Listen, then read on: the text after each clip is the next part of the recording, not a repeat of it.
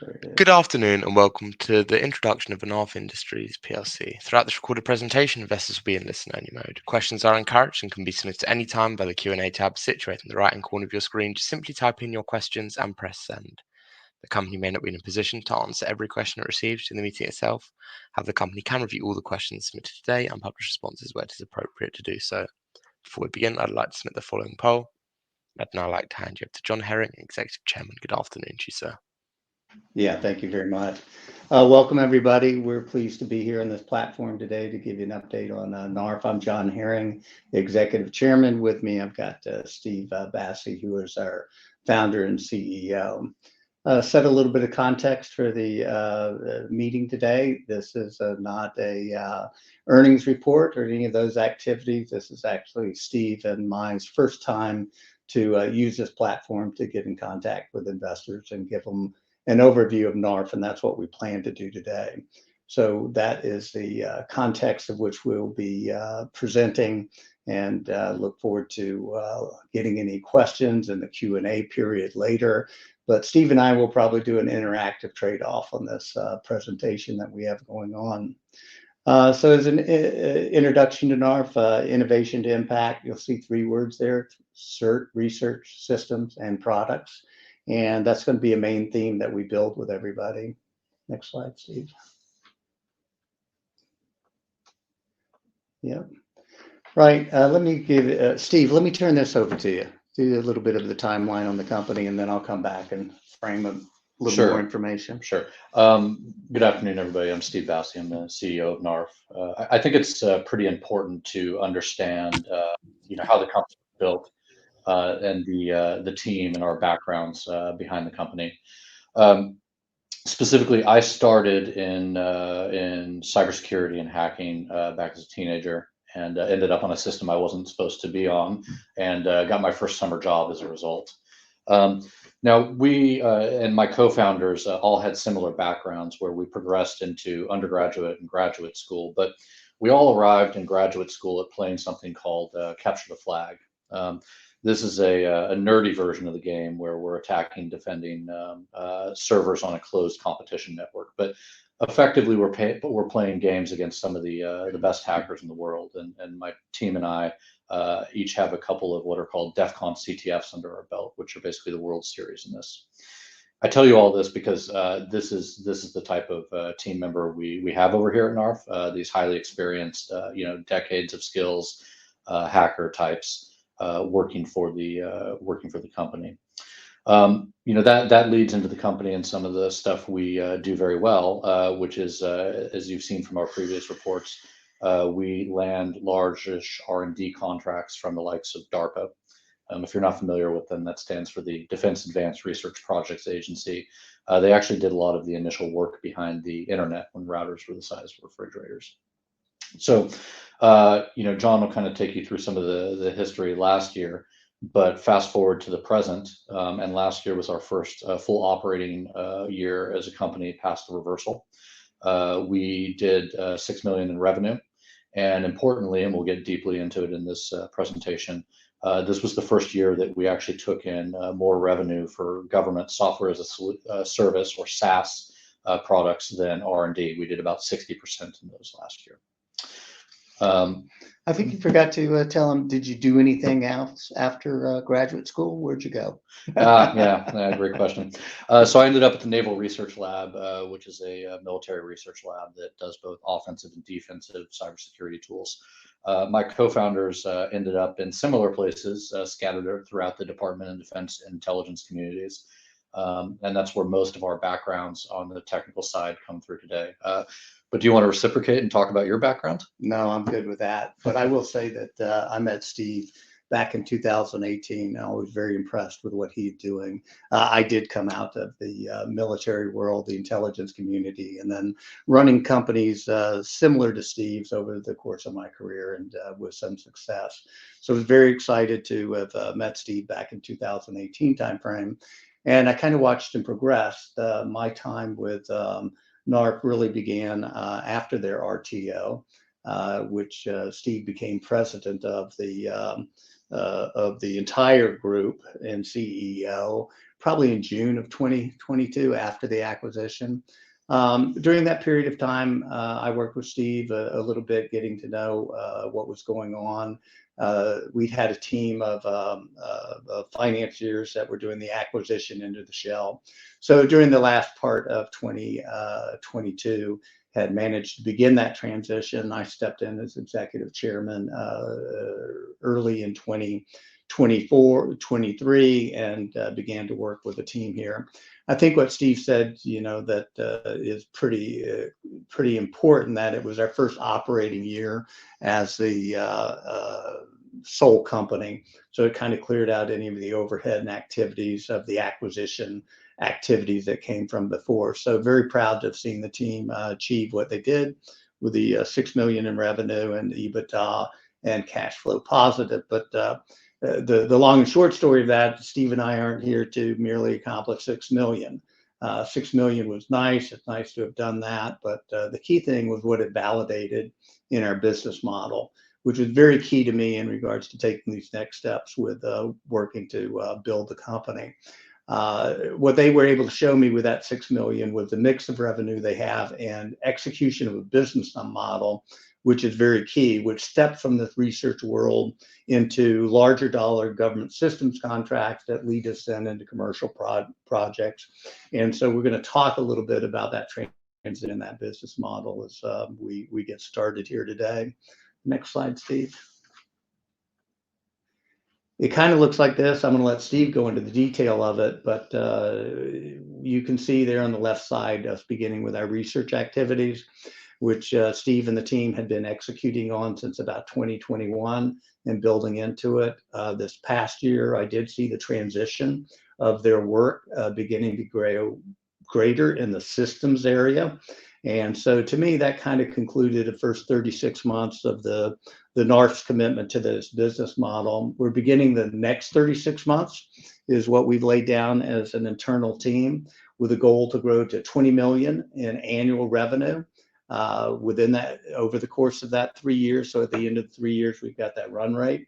One of the key things to talk today that Steve will address is that it's strategic revenue, how it relates, what this government SaaS model looks like, what it means to seeding some commercial activities that are going to be in the next phase of our company, but we will be starting during this period.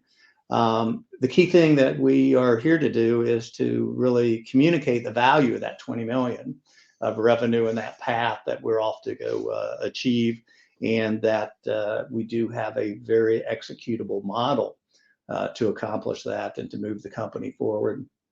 Steve, I'll throw it back to you. Sure.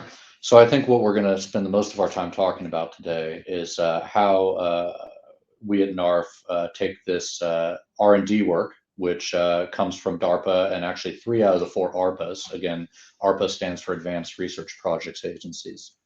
You can basically think of them as like national security venture capitalists. They make smart investments. These are their words, not mine. In cybersecurity technologies and other technologies that really help with national security, but also things like protecting critical infrastructure. So when we receive those R&D dollars, they're typically a 2 to 3 year program through one of the ARPAs, anywhere from $1 million to 2 year or 2 million for that year across the life of the program. And those function for us as really as non-dilutive product development dollars. Since we are in cybersecurity, we're asked to answer these research and development questions, but our outcomes are actually software. So we actually build beta level software in these R&D efforts that we then try to transition into what we call government solutions and systems. With respect to GS&S, one of the big things to note there is that when we transition something from R&D to GS&S, which you can basically think of as government SaaS or software as a service, we see basically a 1 to or a 5x multiple on those R&D dollars in the long term and value of those government SaaS installations and solutions. So I'll talk about this generally, but near the end of this talk, we'll talk more specifically about one of those efforts that's happening right now and in transition from this thing. And it'll be relatively easy to see how we're going to scale to 20 million within the next 36 months, but really as fast as possible. So let's talk specifically about what transition means and why that comes up in DARPA and the ARPAs.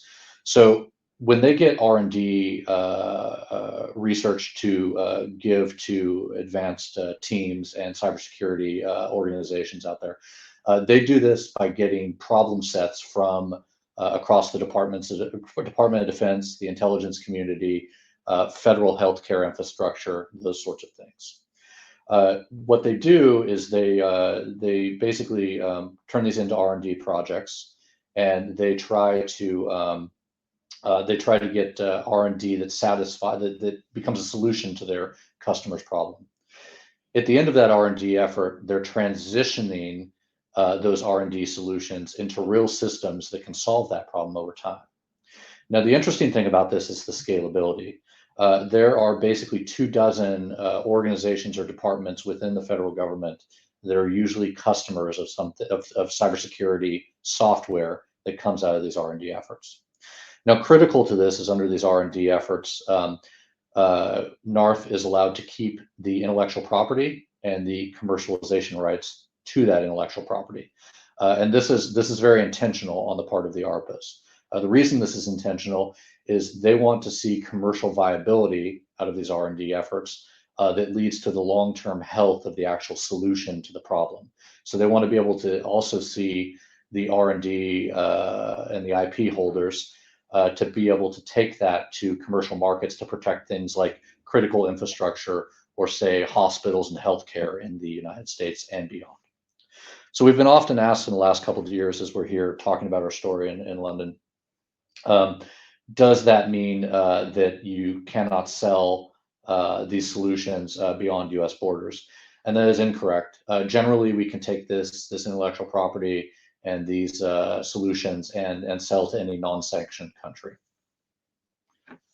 John, do you want to add anything to that? No, I think you covered that well. Okay. So I want to talk a bit about our team before we get into the specifics of how this model is operating, and talk to you a bit more about who these hackers are. I think it's also important to set some numbers up, right? So one of our big pieces of our team is all of us have the capability to be software developers, and there are about 26 million software developers on the planet. I want you to keep these numbers in mind. About 1% of those software developers can actually apply or can actually look for security vulnerabilities and problems in their code and possibly fix them.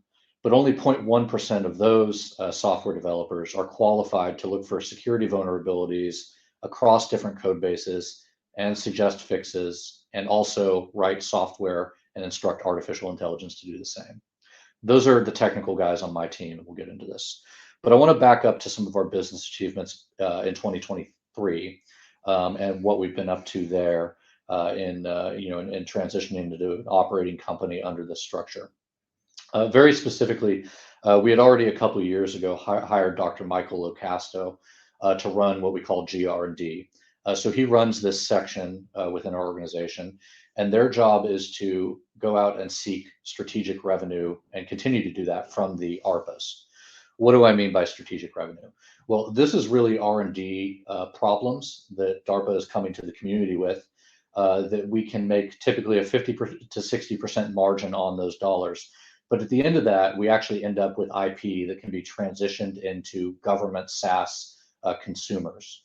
And remember, we talked about earlier, DARPA and the other ARPAs are incentivized to take good research outcomes and help us transition them back to the original customer that asked for that R&D effort in the first place.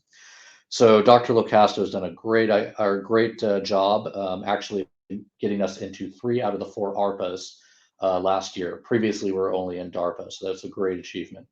What that means is our R&D portfolio and our strategic revenue from R&D has a greater throughput rate into this transition.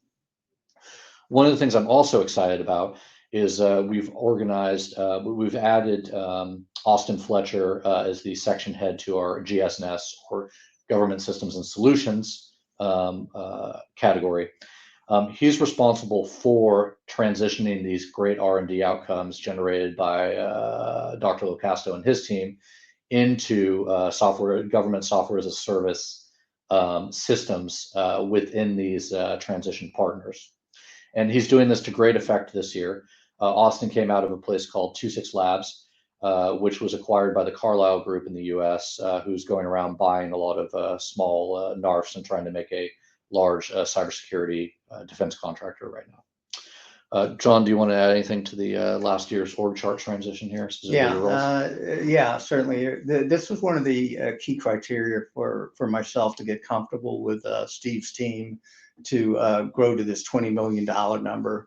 When I joined the organization, it was still very much a hub and spoke role, right? You kind of at the center of being the founder and activities. So one of the first things as we began to look, and Steve saw this and needed it also, was to kind of transition this into these two sectors, right? To give people specific mandates to go get this business and be responsible for it. The second thing that this did when we brought in Austin was to free up Steve.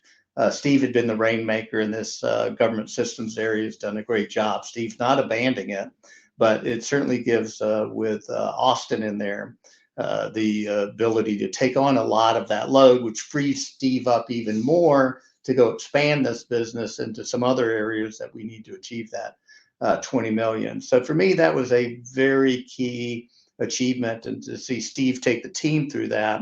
And I work my title is executive chairman. I work as an executive with Steve and these guys, and to watch them go through their strategic planning process with both Michael and Austin in these roles and to take it forward. I have great confidence now in Steve and this team to achieve these objectives that they've laid out. Great. So within the nod to strategic planning, we'll talk a bit about our market positioning here, and a bit about the themes and the rapid march to 20 million in revenue that we've tasked the team with. So specifically, our current customer base is a mixture between these three types of customers. As I've described to you, we are primarily focused on scaling our government SaaS revenue as a proportion of our total revenue towards that 20 million. But I want to back up a little bit and tell you a bit about our market and the global assortment of threat actors that we're trying to counter, and that our government SaaS customers are very concerned about countering, and are employing my team to build software to counter these guys. So if this slide is busy, that is on purpose. This slide is a sample of threat actors that exist out there in the world today. Broadly, those threat actors are from nation states and associated with the intelligence and military communities in those nation states, and you might be familiar with those. There's also a criminal set of threat actors. This is primarily exemplified by the ransomware gangs that you see out there. So some of these gangs make 100 to 150 million a year in ransoms. They are interested in compromising targets that have a lot of financial loss potential, and ransoming those targets, up to the maximum possible. Very, very interesting group of actors, and they've actually started to specialize within the criminal groups, such that there's subsections of those criminal groups that are called initial access brokers, and their job is to use exploits and hacking techniques to break into lucrative targets, and they sell that access actually on to the ransomware gangs that are responsible for the extortion of those targets. So kind of an interesting threat actor group. The last bucket of threat actors, broad class of threat actors on here, are those that are involved in the sort of contracting and surveillance tech piece. I'm sure you've heard about some of these in the news. There was actually a recent leak out of China about something called iSoon, which was a leak out of one of their technology companies that was acting as one of these sort of mercenary contractors within the country, and pretty good and interesting media coverage around that if you're interested. Steve, I think the one of the interesting stories, and because of your insights into the industry, is the sophistication once they get into the network and what they're looking for. Yeah. So broadly, that's a great point. Broadly, what we see with some of these initial access brokers is they will actually spend the time once they get in the target to pre-study the target. So they'll do things like go hunting for unreleased financial results. They'll look for cash positions within the target, and they'll also look for insurance policies, PDFs involving those within the target. All of this is so they can maximize the actual ransom that they'd like to charge the target, which is, very interesting. So much like you as investors study the financial profiles and results of companies, the ransomware actors are doing the exact same thing for much different purposes. Figuring out how much they can pay. Exactly. In ransomware, they look at the insurance document, see the coverage, know this is the going in asking price for this. Balance of the bank accounts, how much revenue they're making, downtime figures, how much it costs a company for manufacturing to be down for a day. What a business. What a business. So look, this is a very long way of saying we have this new generation arms race, right? We have a very viable market for exploitation of software, both for intelligence gathering and criminal purposes. This leads to, at most of our government SaaS customers and also in the commercial realm, this idea of an overwhelmed defensive analyst. There's a small subset of cybersecurity qualified people out there defending these networks, right? And they simply have too many avenues of entry to defend, too many pieces of vulnerable software to look after and make sure they're patched and up to date. And these problems keep repeating themselves. And if they were being solved, you would see, real externally, less successful cyber intelligence operations. You would see less ransomware, ransoms being successful. I don't think you're seeing any of those things in the market today. So where does that bring my team in and what we deal with? So we deal with broadly software security, right? So my team's job is to take their decades of hacking experience, their understanding with how to find and fix vulnerabilities in the critical software we rely on. And their job is to really identify those things, but be able to scale their workflow, right? And so this is where we start to talk about how the focus of my team, my highly skilled team, is to be able to codify their knowledge into software, AI agents, and other sort of scalable technology that really helps, in the first instance, our government SaaS customers, but is also applicable to the commercial market. So a big theme for us here at Narf is how can we take my 0.1% of software developers who understand security problems in software, which is everywhere, in all of our critical systems, and scale that knowledge out across, using software that they built to fix those problems. And so we think of this internally as codifying and scaling the priesthood, right? The reference there is both hackers and priests enjoy wearing hoodies. So I hope you'll get the reference. So I'm often asked, hey, in this 100. Let me interrupt you just real quick. So first time you were using codify with me, right? That was kind of, what do you mean? And so when you build on that, it's basically that, and you call it the priesthood. So it is this small group of people, right, with the years of experience who've kind of developed this unique understanding of vulnerable software and what it looks like. And that's kind of, again, that limited group that you're talking about. Yeah. And it's really, they can do it today, but it takes a body to do it. Yeah. And to do it the way it's done today, it takes maybe 8 to 10 hours to figure out the answer, right? Mm-hmm. And even your guys doing that are the few that can do that. Many can't do that. But so the objective when you say codify is basically, how do I cut that 8 hours down to 15 minutes?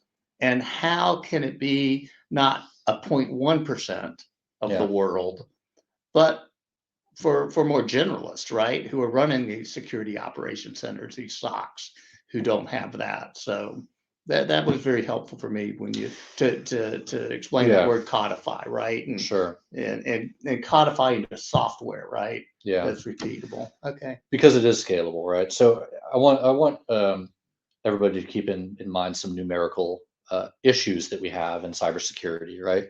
And one of them is we've got a relatively small cybersecurity labor force, right?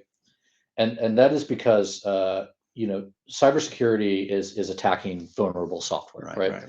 The reason we have these problems is hackers are able to attack vulnerable software, and they're able to convince these systems to give up their secrets or allow them presence on the systems, etc. So let's go back to that software developer count, because this is real important to understand. Hackers are really just very, very specialized software developers with a very good understanding of how software works and how it breaks down. And we've got about 26 million software developers on the planet. About 1% of those, if you tell them, hey, there's a vulnerability in your code that's exploitable, right? They can go fix it because they understand their source code, they understand the project, and they may understand the vulnerability, and they can go close that up, right? But only 0.1% of that 26 million is really qualified to understand where security issues exist in code bases and source code that is not theirs, right? And so if you start looking at this, the labor force really doesn't scale, right? So when we talk about codifying the priesthood, it's how can we take that 0.1% and how can we get them to codify their skill set into both software and AI agents that really scale out their abilities across that software that's being developed. One of the huge problems in cybersecurity generally is that we're inventing new software products and we're pushing them out there, and there's electric connected cars, there's Internet of Things devices, there's the new app of the week, right?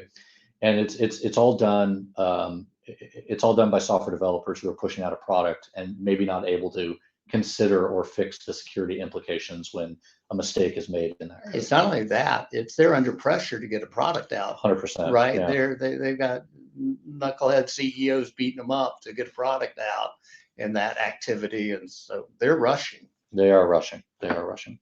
So talking about how we operate in that $147 billion cybersecurity market, we actually cross-cut several verticals in there. It's growing about 13% year over year. It's a huge market.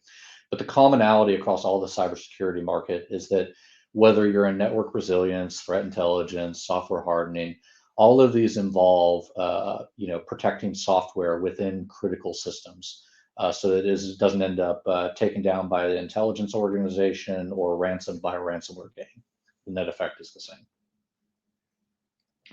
So as our first, sort of complete operating year in 23, we performed a lot of validation on our business model, and I want to get back to this and explain some specific ways in which we are transitioning R&D outcomes into government SaaS products this year, because that is very instructive. So if you'll recall, we received these R&D dollars from DARPA and the other ARPAs. They act as non-dilutive R&D investments. About 50 to 60% of those dollars is margin for us, and that's great. But the margins really improve as these go into government SaaS solutions or software as a service solutions, right? So what we're focused on now is transitioning those R&D outcomes, and I'll talk about one specific outcome from a DARPA R&D effort called Social Cyber, and get into that a bit here.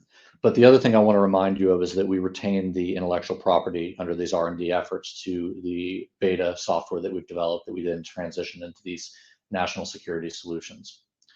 We talked a bit about the ARPAs already, but these are kind of what they say about themselves in their own words, right? So you can see that they're really focused on making these high leverage, high payoff investments in cybersecurity technologies that are really 2 to 3 years out when they commission the R&D effort. Before we get there and talking about social cyber, I do kind of want to illustrate our history of wins and tip my hat to our R&D team for adding the other ARPAs into this mix in the past year. Very specifically, we're really looking for strategic R&D dollars that we think have a great future in a government software as a service platform and later a commercial software as a service platform. So on our road to 20 million, we're going to take those non-dilutive government-funded R&D things, and we're going to transition those into national security systems. Now, the big thing here, we've said government SaaS a few times, but these basically have, the main feature of these is they have a annual recurring revenue component. So these are SaaS dollars in the true sense, and they have higher gross margins of 80 to 90%. Why the range? Well, additionally, in these government SaaS modules, we tend to do a fair amount or a little bit of customization on the actual SaaS product. So while one defense customer may want it painted blue, as John likes to say, sometimes the next customer would like it painted green.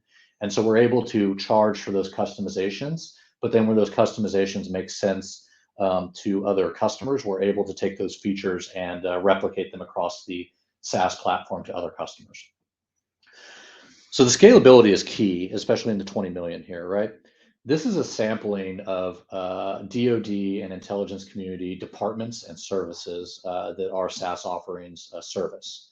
Remember, DARPA and others are transitioning these good R&D outcomes to these services and to these departments all the time, and they're incentivized to do so.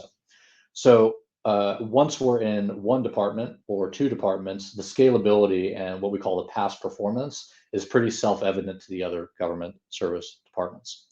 Now, what these look like economically for us as we transition these SaaS solutions is they're anywhere about between $1 million and $2 million a year recurring. The reason I'm giving the variance in there, again, is for the customization, and also we have to provide data into these SaaS solutions that allows them to operate. We'll discuss what that means in a second. John, do you have anything to add before I get into? No, let's hop into the actual one that you're kind of taking through, because for me it was Steve. Steve and the team represented this was their model that they could achieve these type of things. I talked to you about seeing the team in place, but just as importantly, they were able to come to me and show me some transition of dollars even this year in our 2023, where GS&S dollars began to grow larger than GR&D dollars. And then also to show me one example.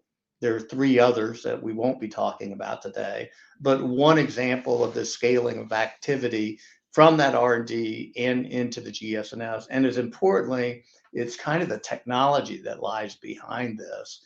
And I think it'll become pretty self-evident to the audience here what the significance of that technology, not only is to move through into the government activities, but then into our commercialization activities. Mm-hmm. Yeah, let's do it. So a few things. One, I want to highlight the long form title. So social cyber was an R&D effort that DARPA put out about 2 years ago. Narf proposed some solutions to this problem and ended up being on contract for this. But the long form title is Hybrid AI to Protect Open Source Software. Now I want to point out hybrid AI here. This predates the large language model and eruption of interest in ChatGPT and related technologies this year, and I'll talk a lot about how we're leveraging that within this work. But let's talk about the problem set behind social cyber. So, if you're familiar with open source software, if you've ever heard of the Linux kernel, the Firefox web browser, these are both open source products that a lot of people use. More specifically, a lot of critical defense and infrastructure systems use things like the Linux kernel. So, for example, I would wager that 5 out of the 6 drones flying around out there right now use some version of the Linux kernel, for example. So, DARPA's question, and a fair question, was, hey, what is all this? What are the social networks behind all this open source software that we're relying on, right? Are the governance or the ability to introduce backdoors or security vulnerabilities, either intentionally or unintentionally, into this code, a risk to our national security or our military investments. So we came up with a set of solutions that takes data from these open source software development networks. So these are probably some of the nerdiest social networks you can imagine here. It involves software developers from all over the world committing source code to things like the Linux kernel, or things like the Firefox web browser, or even more arcane things like a library called OpenSSL, which, if you've ever seen the green lock come on in your web browser, OpenSSL is handling all the encryption and decryption behind much of the security of the internet. And actually, there's a critical vulnerability in this library a few years ago that we can talk about. So we came up with a set of technologies to gather data about these source code commits, the social networks behind them. And we used software that, again, had codified my hackers and software developers' knowledge of how these vulnerabilities arise to point out weak places in these open source projects and questionable commits that really put these upstream, highly expensive and highly relied upon systems at risk. So interestingly enough, as we neared the end of this R&D effort, DARPA has walked us in to a few different platforms and government entities out there. Specifically, one we can talk about in the defense community, the Air Force, that is interested in protecting open source software that they depend on and helping their analysts understand in the hundreds of open source dependencies they have, where they need to improve defenses and where security vulnerabilities might lie. So right now, we are transitioning the social cyber R&D effort into a SaaS solution for this customer. We expect the ARR to this to be somewhere between 1.2 and 2 million US per year, with the potential for add-ons. Now, the reason for this being software as a service and a solution that has those annual recurring revenues is part of our solution is based on AI agents, right?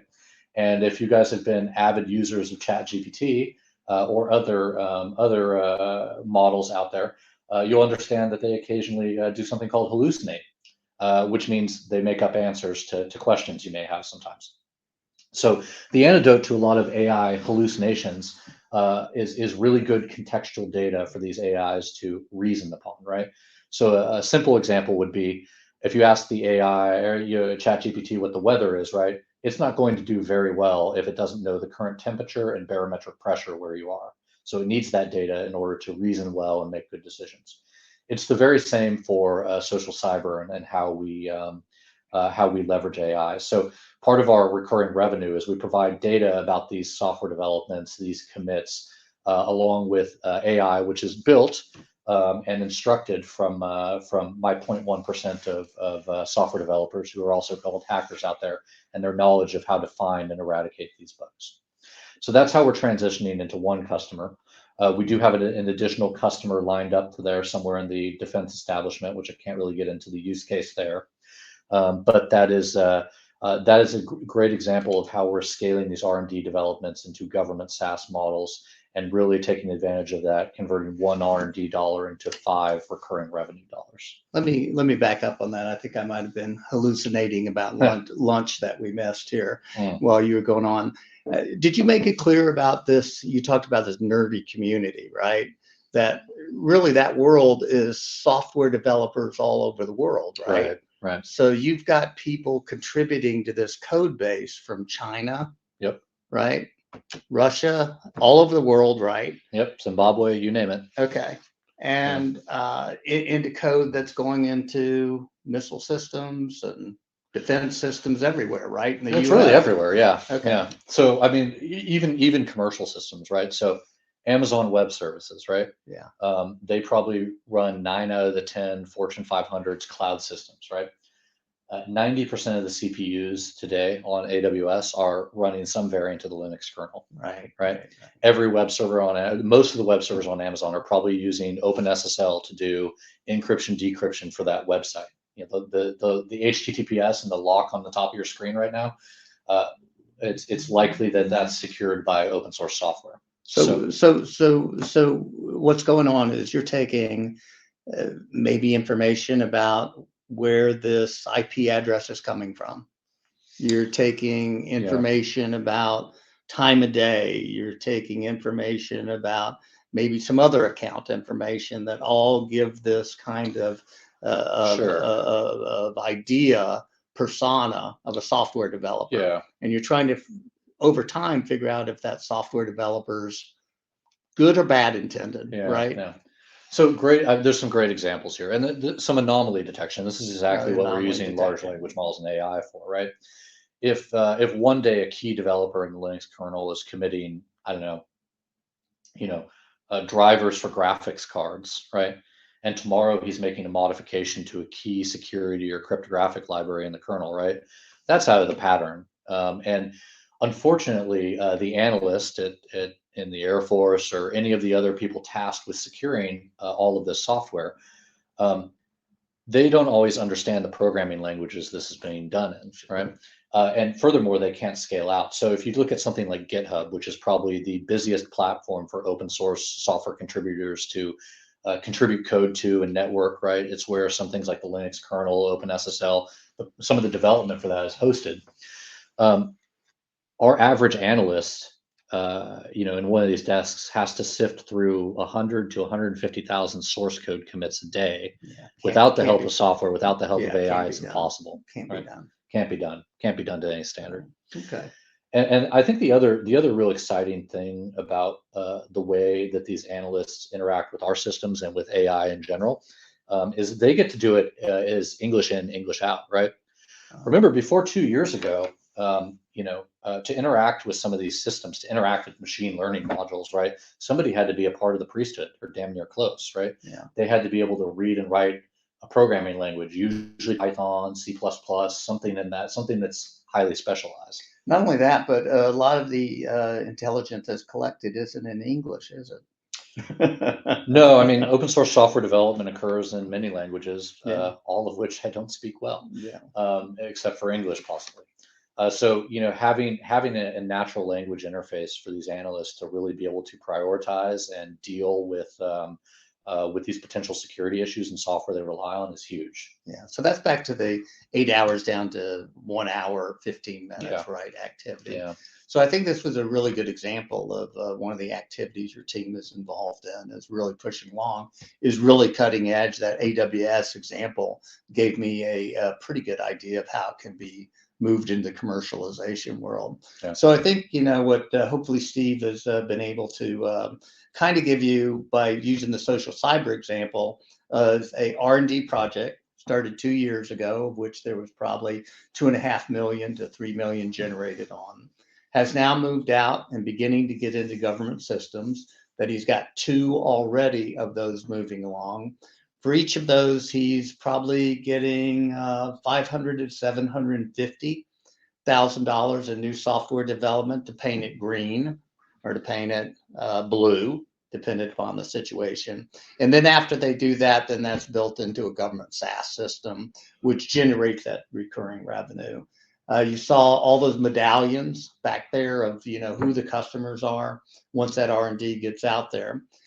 So what that led me to look at with this company was a couple of items. The first thing that I see in the business model is that this isn't where a small team has come up with an initial product and now has to build up marketing and sales and activities, take it out to a commercial market, find out that the product isn't ready for the commercial market, spend more money, and never get there. I'm seeing a company that is able to go to the same customers they have with plenty of budget still left in those customers. I mean, realize, what we're talking about, trying to get to 20 million in revenue out of multi-billion-dollar contracts that are out there. So they're staying within their same customer. They're going to grow where they know. They've done this already. The second thing is they're already the local hero, right? Think about the competitiveness that's generated when you've been paid to do the R&D.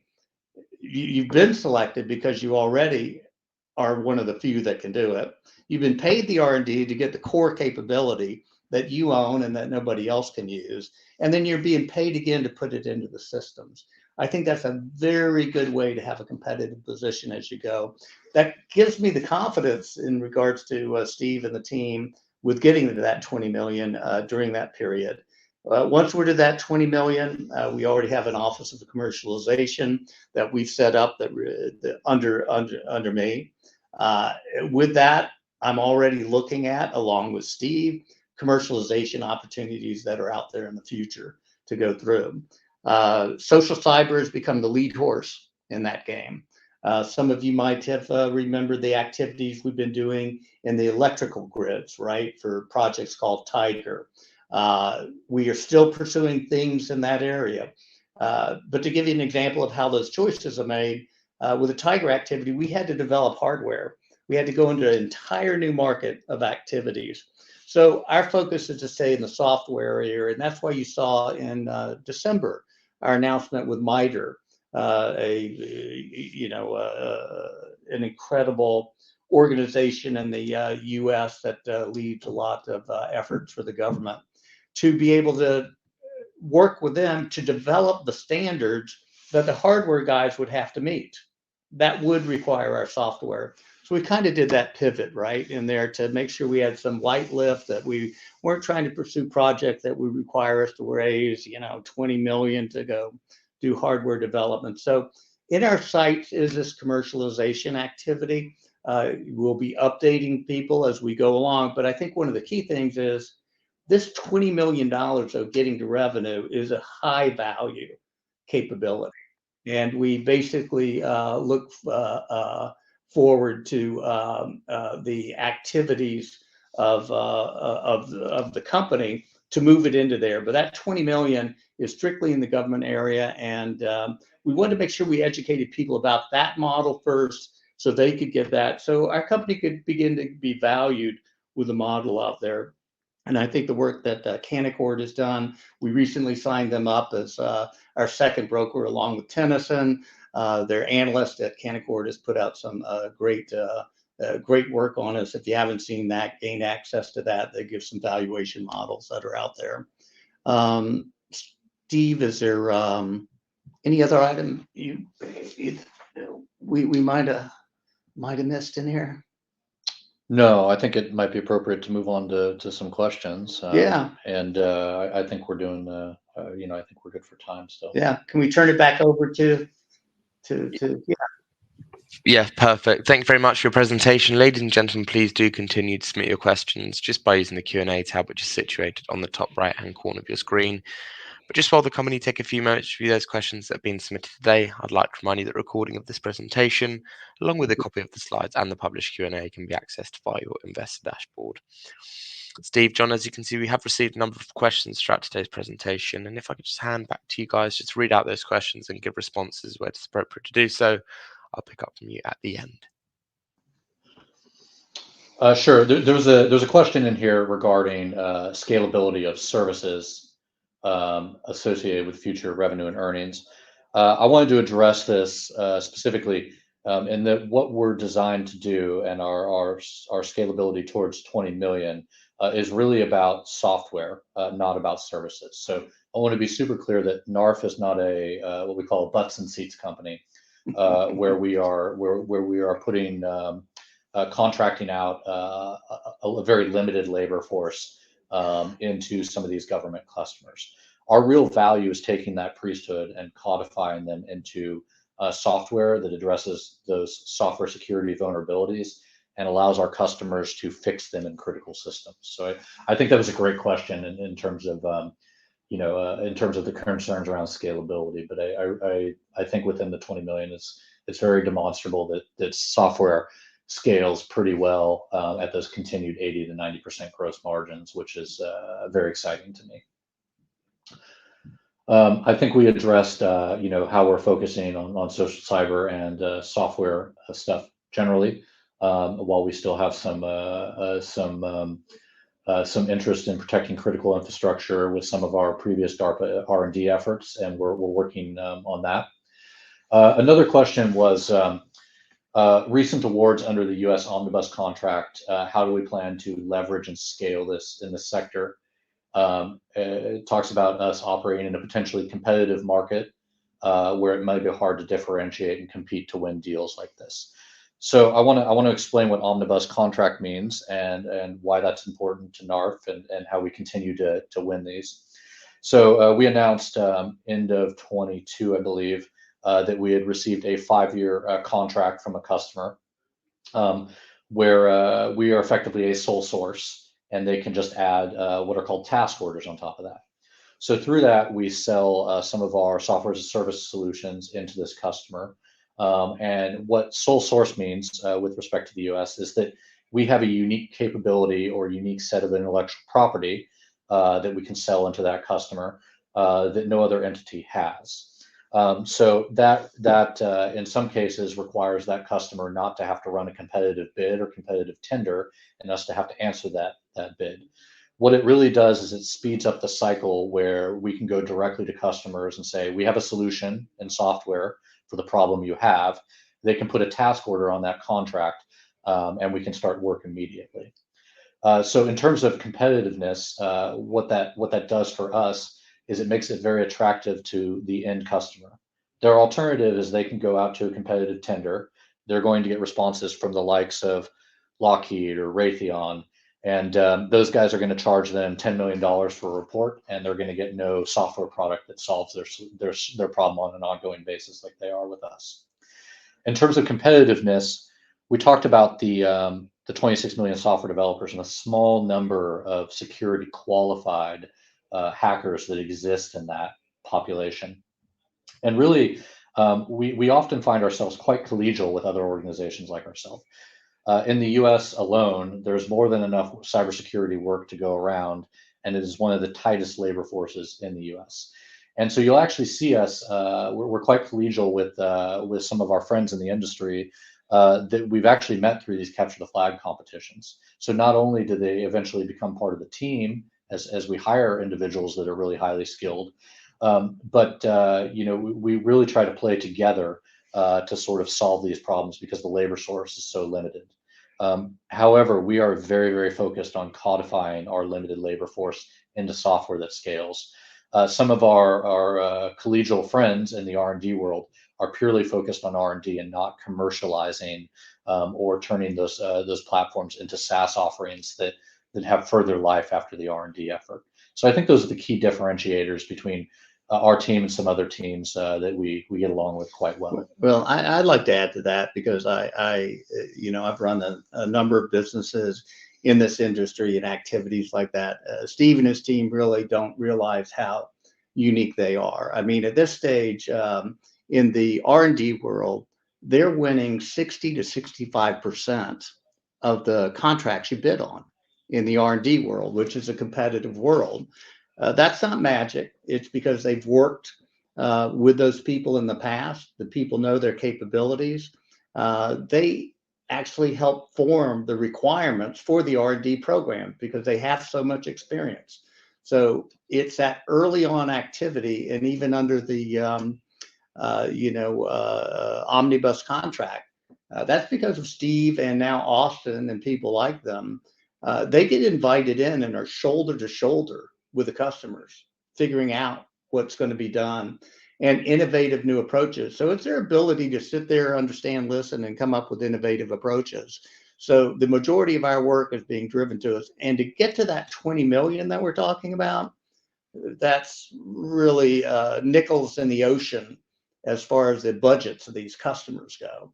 So it's not like we're going to be crowding somebody else out of the market to be getting to those levels. So competition, if they were moving out to new markets, not growing where they know, if they had to be new competitors in a market rather than already being the established local hero in there, I'd see a lot more risk in what our 3-year plan is. But because of those reasons, again, just great confidence in this team's ability. Yeah, I've got another question here that's kind of near and dear to my heart because this is why working with this team is so exciting. It's given the innovation is key to maintain a competitive edge. What investments are you making in R&D and how you stay competitive and relevant? So I don't know if I'm gonna give away the specific R&D investments we're making, but I will say that theme in taking our really specialized knowledge and codifying it and scaling it using these large language models and other software is really sort of our key theme. But how we stay competitive and relevant is actually going back earlier to other to these customers and to the R&D organizations that we collaborate. It's really listening to and shaping the solutions for the problems they have, and having that collegial interaction with other really smart teams in our industry, as well as amongst ourselves. So we maintain that competitive edge by actually following through on our R&D wins, and taking them out of the R&D and actually into operation as governmental SaaS. That's really what we're known for, and that's really a strength of ours. And I think it really hones our competitive edge, because we bring that critical eye back to R&D, where we can make really strategic and smart investments in saying, hey, look, I see if we solve this problem, that will have a lot of value to a downstream customer, and that value is scalable and repeatable and implemented in software. That's really what we're looking for on our competitive edge. I think we maybe got time for two more questions. Yeah. So let's see. You want two more? So let me select one, and you can look through this list while I'm doing that and come up with the next one. So the question is, you own the IP, but does the U.S. government effectively have a right of veto commercialization? The crack I've been making all week, if North Korea is a key market for you, we clearly can't commercialize into that market. But joking aside, no, they don't have the right to veto commercialization. We can effectively do commercialization with any non-sanctioned country. There's a couple where we don't want to be doing this in any way that sort of puts us in a difficult human rights position or things like that, which is interesting. And we've gotten a couple other questions during our presentations this week. Everybody thinks it's quite unique, right? That wow, the government gives up this IP and all, and it's been very interesting in our world where we come from. DARPA and those IARPAs, their mission is to make sure this gets out into the entire community, right? Yeah. Not only the military and the intelligence community, but into the oil and gas, electric, the things the industry, the military needs to run on, electricity, right? And getting those out there to that. So it's and they're actually judged, DARPA and IARPA. They champion ones that get out there, right? They're proud of that they serve the mission. Yeah. I mean, a great example is something like we were talking about this earlier this week, GPS, right, in your smartphone, right? Those global positioning satellites. That was strictly a military technology, and it had something called selective availability. So it was nerfed for quite a while. And then they figured out that there's a huge economic value to be unlocked if they made GPS available everywhere to a specific precision. And that's what ended up happening. So a relatively inexpensive, military R&D investment ended up being an economic and commercial boon for not only U.S. companies, but the entire Western world. So when he's talking about the story about GPS being selective, they tuned down the resolution, right? So that normal people could not get the ability of where to put a weapon system on, right? Yeah, exactly. So being over here in London this week, if we didn't have GPS at that resolution, we would have missed every coffee shop we would have been looking for. Yeah, I cannot hack the streets here, apparently. Okay, it looks like we're about at the end of the period here. Investor Meet Company, can we turn it back over to you to wrap us up? Perfect. Thank you very much, and thank you for answering all those questions from investors. Of course, the company can review all the questions submitted today, and we'll publish those responses on the Investor Meet Company platform. But just before redirecting investors to provide you with their feedback, which I know is particularly important to the company, Steve, could I just ask you for a few closing comments? Sure, happy to. Well, thanks for the opportunity to chat with everybody today. I hope you understand a little bit more about our highly focused and rapid march to 20 million. We're very, very excited about being at the forefront of applying a lot of the software and technologies to a continually interesting problem that is cybersecurity. Thank you all. And in regards to using this platform, we plan to be back as we progress here to give everybody updates. Steve's been doing a number of interviews out in the community. Hope you tune into those and learn about the company that way too. Thank you. Thank you. Perfect. And thank you once again for updating investors today. Could I please ask investors not to close this session, as you'll now be automatically redirected to provide your feedback in order that the management team can better understand your views and expectations. This will only take a few moments to complete, but I'm sure will be greatly valued by the company. On behalf of the management team of Narf Industries PLC, we'd like to thank you for attending today's presentation, and good afternoon to you all.